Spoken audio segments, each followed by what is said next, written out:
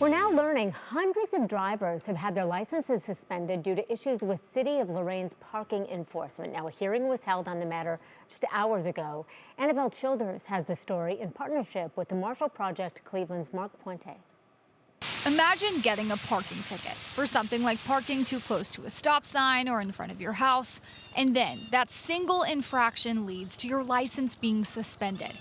Well, it's what's been happening to hundreds of drivers in the city of Lorain due to a flawed process in the issuing of parking tickets. An investigation by the Marshall Project Cleveland revealed that for years, the city has allowed auxiliary police officers to write parking tickets with criminal summons, making a minor parking offense a misdemeanor charge.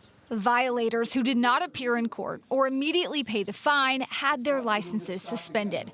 However, the Marshall Project uncovered many drivers never knew to show up because the ticket said no appearance was needed, and the court never sent a summons to appear as the city ordinance requires.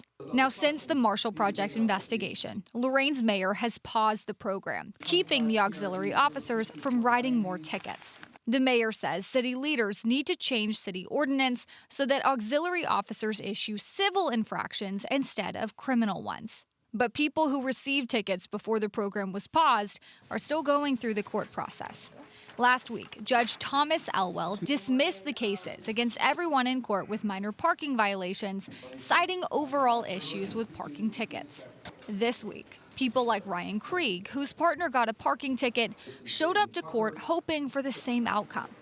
Well, considering I seen an article where they just dismissed like 35 tickets, we honestly thought that his would get dismissed as well, but it did not. Judge Elwell changed course, giving those with parking tickets the option to pay a $50 fine or take the matter to trial. So I no longer can park on the side of my own house for the convenience of my condition. Well, if it's on the lawn, then that violates the ordinance. So I don't control who writes the tickets or when they write the tickets or if they're going to write the tickets. I have nothing to do with that. That's the police department and administration. The judge's words not calming the frustration of people who claimed auxiliary officers have been targeting car owners unfairly. I'm not like 40 or 50 years old. I'm a 65-year-old man just trying to make it through life, that's all. I'm not real happy about it, but what am I supposed to do? I don't have time to waste to go to court and all that. It's ridiculous.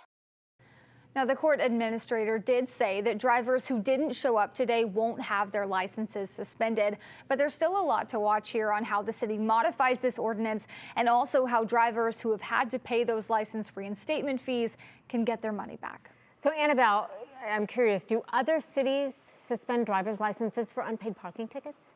Well, the Marshall Project did look into this, and they found Lorain is one of Ohio's 10 biggest cities, and none of the other cities in that top 10 list suspend someone's driver's license for a single unpaid parking ticket. Christy? All right. Annabelle Childers, we appreciate it. Thank you.